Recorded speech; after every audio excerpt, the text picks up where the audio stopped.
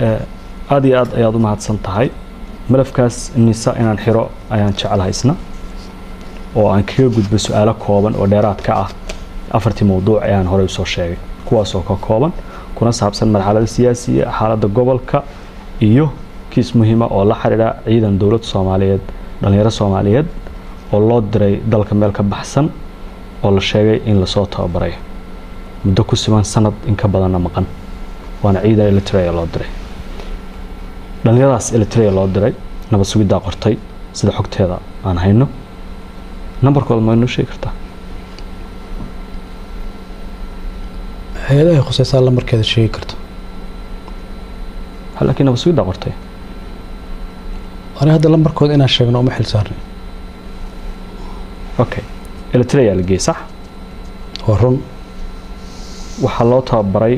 تابره إن الشيء يدور الصومالي هكذا جيسته إيو تابرنس.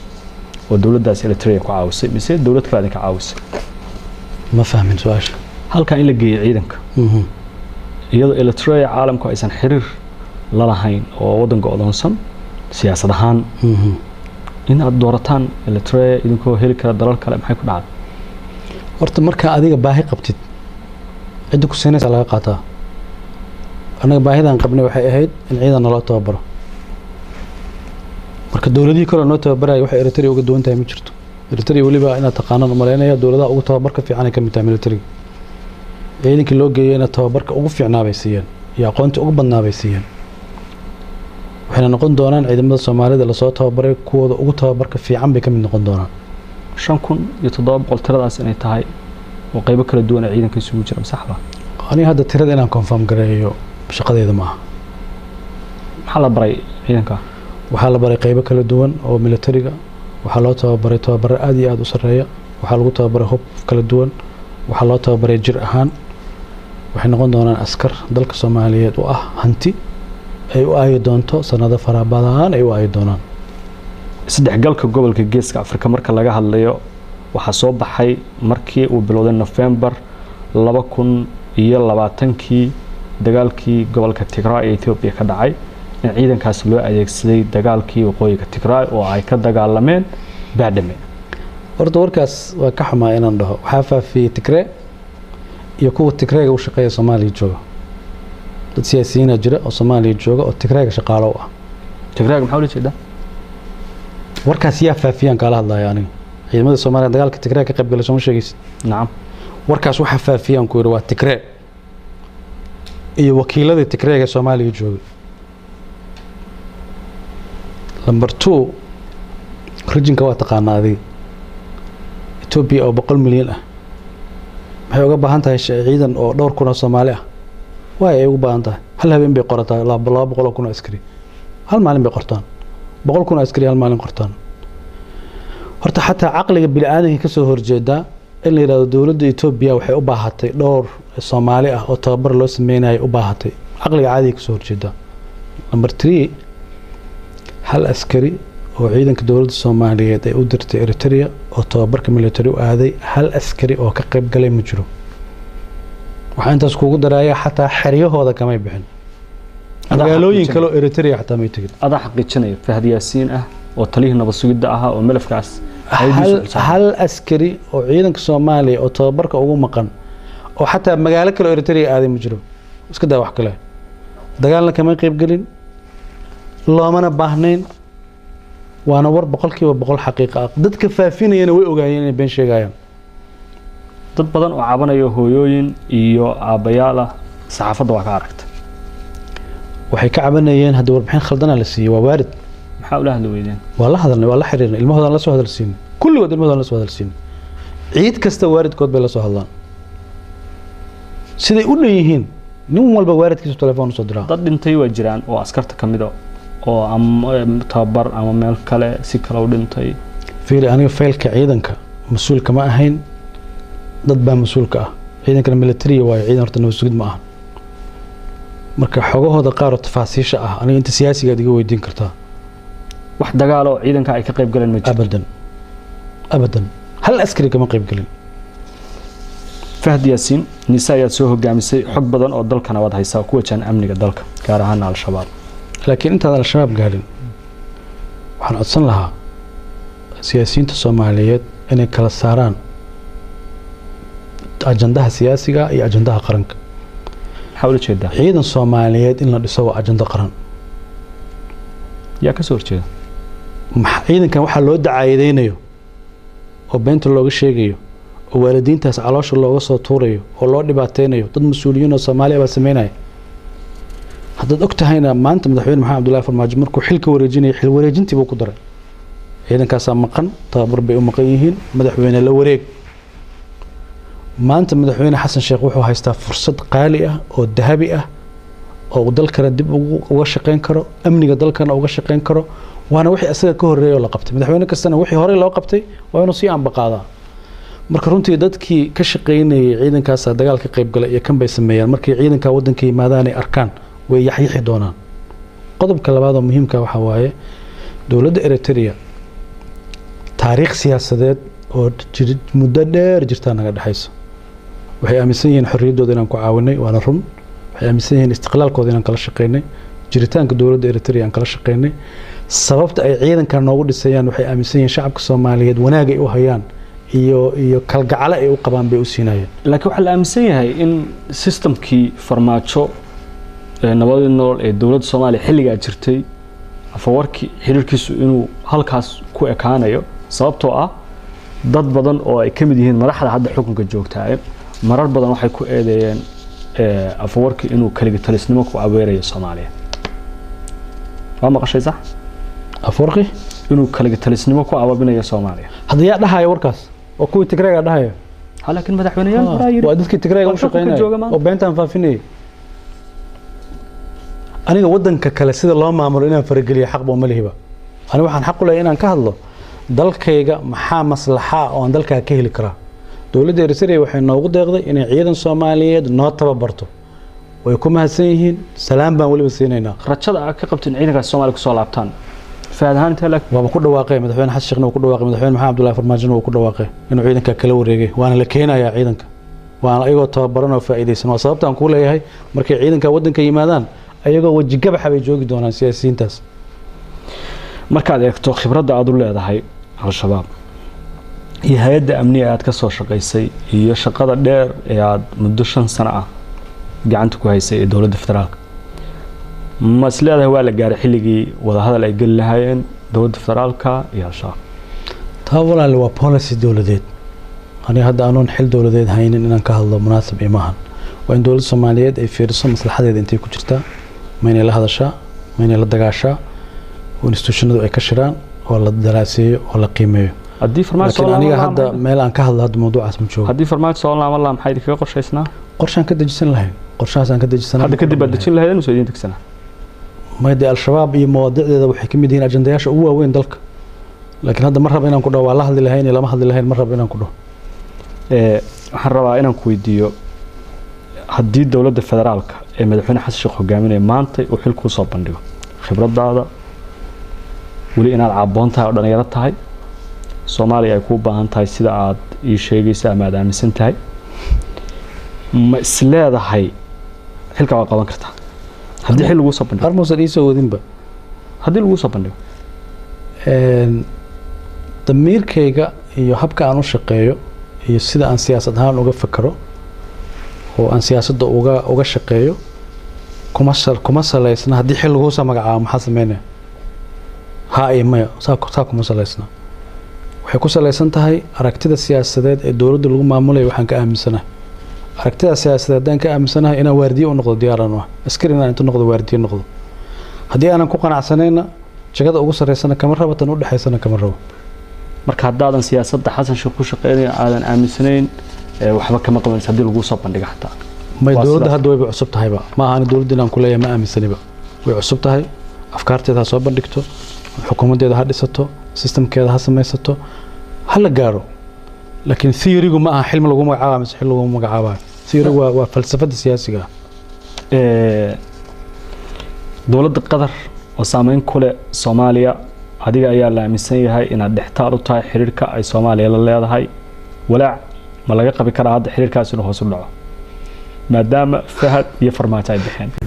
bishaaro waxaan kuugu bishaareynayaa application-ka Baysi waxa uu ka caawinayaa inaad ehelkaaga lacag u dirto adigoo jooga gurigaaga iyo goobtaada shaqada loo diraha lacagtu waxay ugu dhacaysaa telefoonkiisa gacanta Baysi waxaad ka heli kartaa App Store-ka iyo Play Store-ka fiiri Farax hal shay iska dhaaf shakhsiyadda iska dhaaf dowladda Soomaaliyeed inay xiriir wanaagsan caalamka la samaysto maslaxadeeda ku jirto dowladda Soomaaliyeed maslaxadeeda waxay u aragtaa inay caalamka xiriir fiican la leedahay aniga hadda xil ma bahayaba in qadar xiriir fiican la samaysan in la samaysan position go'aan go gaar la ma joogo laakiin dowladda Soomaaliyeed hadda jirta waxaan aaminsanahay inay ilaalin doonto cid walba oo Soomaaliya inay xiriir fiican la yeelato dowladda qadarna xiriir lama lahayn Fahad institution ma aha hay'ad ma aha qof baa hadda maxay la soo xiriirayaan dowladda Soomaaliya madax ka nothing sabab ay la soo xiriiraan ma jirto Soomaaliya shaqooyinka hay'adaha basaas ay ka qabtaan gudaha Soomaaliya inta badan dadku waxyaabo kala duwan bay dadka Soomaalidu sheegaan shaki badan ay qabaan qof kasta oo ay arkaan waxay aaminsan yihiin inuu waxyaabo kala duwan ka shaqeynayo hay'adna uu sugu tagtay waxa ka runa wataan daay ku sheegay waana mid hadda aan ka cabsanayo runaantii aad uga cabsanayo aad uga murugeysanayo waddanka Soomaaliyeed sirdoonka ajnabiga baylah baan u ahayn haddana waxaan ka baqayaa waa in baylahdii lagu celiyo macal asaf shadiid aad aan wax ma inaan kelmadda isticmaalo wadadii baylaha la qaaday aad baan uga xumaa oo jeedin dadka loo magacaabayo iyo sida lagu dhisayo baylaha ma u noqonay sirdoonka ajnabiga laakiin anagu waxaan gaarnay inaan sirteenana ilaashano institutionadeena dhisano ayagana aan ka sara marno dowladdu wax yar ay magacaabantahay waliba hay'adaha amniga waliba hay'adda nabadgelyada kaliya oo la dhisay dal hay'ad nabadgelyada baa indho u ah jiritaankeeda mas'uul u ah muuqaalkeeda u ah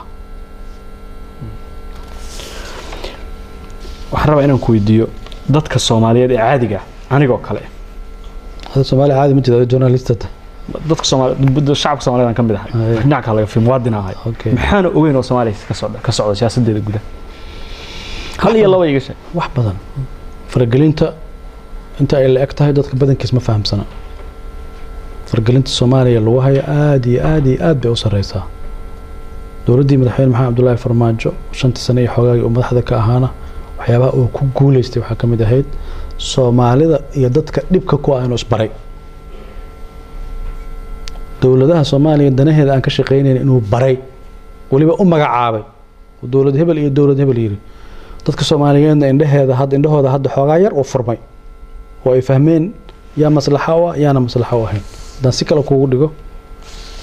caalamka dowladaha ka jira marka ay Soomaaliya fiirinayaan saddex xeer waa qaar dana yar oo sahla oo aan strategic ahayn bay ka wada hadlaan mayna dhamaataa qaarna mustaqbalka jiritaankooda waxay ka arkaan hadalkaas fiican u dhageyso mustaqbalka jiritaankooda waxay ka arkaan Soomaaliya daciif ah Soomaaliya security ku fashilantay Soomaaliya qallaas siyaasadeed ku jirto qaarna mustaqbalka dalalkooda waxay ka arkaan inay kaabayso Soomaaliya awood leh Soomaaliya degan siyaasad ahaan Soomaaliya nabad ah madaxda qaranka Soomaaliyeed marka waxa la rabaa inay kala ogaadaan waxa waaye dowladaha strategically u arka Soomaaliya inay dhisanto xoogeysato inay dantooda ku jirto kuwaas la rabaa inay kaashadaan kuwa kalena shacabka Soomaaliyeed aan feeg loo sheegin runta loo sheego magacyada dowladahaas ma jiro ma sheegi kartaa ma raba hadda inaan kala qaado dowlad hebel iyo dowlad hebel inaan kala dhaho ma jiro laakiin waxaan filayaa in haddaba dadku yaqaanaa marka intaas yiri waxaan rabaa inaan ku weydiiyo su'aal kamid ah su'aalihii qubanaha ahaa oo dambaysa danaha Soomaaliya laga leeyahay aad u waaweyn yihiin sida marar badan la sheego mid kamid ah ku soo qaadaya waa malafka ama faylka Ethiopia iyo Masar ilaa iyo intii Soomaaliya ay xornimada qaateen labada dawladood waxay ku lahayn saameyn siyaasadeeda gudaha iyo xageeda amniga iyo faragelintaba waan ku lidisku adanahooda biyaha wabiga Niilka waxa isku hayaan labada dawladood ee Ethiopia iyo Masar oo ah laba dawladood waaweyn oo Afrika labadan aan ku wada jirno midowga Afrika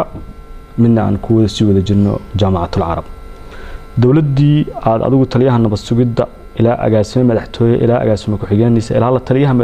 amniga qaranka ee madaxweynaha aad ahayd waxay wadaay iyo xulafo dhow la ahayd Addis Ababa Ethiopia doorkii Masar miyaad lumiseen markaad xiriirkaas sida ka dhigteen ma jeceshahay inaad barato quraanka kariimka ah iyo culumta shareecada ugu kaalay markaska Nuurayn online oo baro adigoo gurigaaga jooga quraanka higaada iyo culumta kale islaamka wixii faahfaahin kala xiriir nambarada shaashada kaaga muuqda waxaan fahamsaneen maxaa isa saaray Masar waa dawlad علاقة في على رأس مهسنايو حرير في على اللي هي مت كلتشر مت سياسات مت دقالة مت صاحب تنمو إثيوبيا أنت وكلا على رأس مهسنا حاسة صار هذه الدولة تبى السلام الدولة تبى الله الضرر واي شو صار أنت مصر صاحب على النقنة إثيوبيا صاحب على النقنة دنت الصومالية ماشي كجرتانا مرة بلغلاش قيناها ولا سكاشنايا لكن أنا الصومالية وأنا كإلالينه دولة مدحون محمد عبد الله فرماجنا وكإلالية إن صوماليا أي نقطة مال لولا البنان كإيمانها الله استعماله مركز دي إجرين دولة إسخلاف سن أيوة هاي سراسدان أنا تبرب أموها هايبا تبرت أسموها هاي نبعنا هذيك صور هرتين خلاف كاس وجودها كانت من سود ويستل منا بنان كيسين خلاف كسي كان ما مصر دوين أو بقول مليون كبدن إثيوبيا بقول مليون كبدن بقى أنا اسكو درني أما أنا اسكو كان سيقول إيه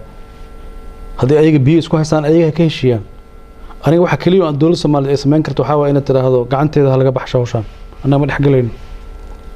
مركي إثيوبيا مصر عن كهذا لنا بيها وبيجني لك مركي قد مثل اسكو هي الصومالية ده حاجة قاعد هذا موقف كتاريخ الصومالية ولا قد أحمد بدك قاعد جرت دولته محمد سياب بري مركي عربته اسخلافان ما نحكي لجرين مصر مركي عربه ودن قويسي دولتي حلي قاس جرتي مصر بحريرك او هيسي ولي دولة الصومالية مركي دولة اسخلافان ما نحكي لجرين حكو الدين وحي اسئريني ايوه هيسي رضا محانا نحكي لله فهد ياسين آدي آدا ومهد سنتهي ورئيسي وحان ربع لبسو على ذا قدام بينا كويديو 5 سنة يبلو آد كسو شقيسي اقاسمين مدحتويو إلا إيو لا تليها مدحونا أمني قرنك قدام بي إلا تليها نبسوغياد شقدي آد قبطي مكفر حسن تهي وحكا خلدوين مجرين وحاس ليدا الله هالكاس إيمريان مانتو ويفعنا الله يدنا سيوه مجرد والله هورتا مركا كواد هذا أنا وحن كشقينين برنامج مدحوينه ومد الصومالية أي كدورتي برنامج كاسانا فورينيني حكومة فورينيسي هي ذاك الدولة دولة فورينيسي برنامج كاس برنامج دمايسترن ودلك ميل جارسينا يوها أنتي هدا 5 سنة بركة هاينا شقاء وناكسن ودنك الله قبتي بني آدم باليه ولا خدمي كرا أنا هدا قاري ويديسي إنه ستوش كان جوج بني آدم بانهاي وخدمي كرا وحنا وهجاجين كرا وحنا وخدمي كرا لكن 5 سنة بركة بعد والحلال كل دوان سوق قبتي وحن كسب بحي أنا ولا بشيء سهل أقون هي خبرة دلك يجا أنويا شيء دتك يجا أنويا شيء صومالي أنويا شيء وأنا جي كررت أنا عافمات قبنا وكسب بحي واحد عذر قبل برك علم إيه عافمات ما سوق كرر وحاس دي كرتيد الله لو حاسي ما أنت عارف سواء بها أنت شعبك الصومالي أنا ويديست مجرته شعبك الصومالي وناق وحنا هنا كما شقينين waxay shacabka Soomaaliyeed dambi oo ay haystaan ma bujiraba oo ay leeyihiin maanta fa dambigaas oo galay afisa ka weydiisto mid kale aniga shaqaalaha hoosaan ba ahaba anoo agaasimo ma dhaafin horta moogta haddaan chance ku siiyo dadka Soomaaliyeed oo aad 5 sano iyo bilo aad meel kala duwan ka soo shaqeysay waxaad fariin is aragiina dambe waxa laga yaabaa inuu qaato 10 sano oo kale inaad sanad kale iska hor fariistaan فرينا تقول بالله متر ها لما فريمات بقول بالله هي فرينت كواد وحواي dadka Soomaaliyeed waa baraarugteen adowgiina saaxiibkeena waa kala barteen baraarugiinaas wuxuu marqaati u noqon doonaa dib u dhiska dalka wuxuu marqaati u noqon doonaa dib u soo haynta dalka nin siyaasi ah iyo dawlad markaas jirto garaadka Soomaaliyeed maanta uu ka weynaaday garaadka Soomaaliyeed maanta wuxuu soo gaaray danahooda qaranka inay iyaga ilaashadaan waad ogtahay kiisas fara badan oo shacabku waardiyaysan jireen baa jiray oo iyagu ilaashan jireen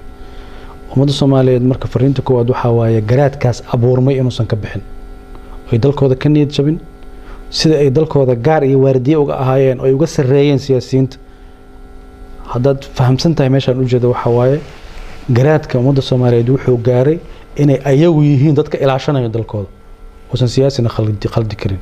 dareenkaas abuurmay oo saaxiib iyo cadow kala garteen danta Soomaaliya dadka shaqeynaya dadkan ka shaqeynayna kala garteen inay ilaashadaan horta waa number 1 qodobka labaad waxa waaye oo fursad qaali ah inaan kula dardaarmo Soomaaliya Soomaali baa leh Soomaali baa ilaashan karta Soomaali baa waardiyeysan karta maalinta aanu annaga isku tashanno baa waxa naga dhimana dhameystiran karnaa dadka Soomaaliyeed markay aysan ku mashquulin faragelinta intee la egtahay faragelinta xagee ka timid way jirtaa way qodanta laakiin ha u tashteen ayaga wadankooda aad iyo aad ayaad u mahadsan tahay Fahd Yaasiin waa kaaga mahad celinaya waraysigaaga insha Allah daawadayaal gabi ahaan intaas ayaan kusoo gabagabaynaynaa waraysigii gaarka ahaa iyo xog warankii aan la yeelanay agaasimihii hore ee hay'adda nabad sugidda iyo sirdoonka qaranka ee Soomaaliya Fahd Yaasiin Xaaji Daahir xilkii ugu dambeeyay oo hayeen oo ahaa la taliyaha amniga qaranka ee madaxweynihii hore ee Soomaaliya Maxamed Cabdullaahi Farmaajo waraysigan oo waxyaabo kala duwan aanu kaga hadalnay nabadiino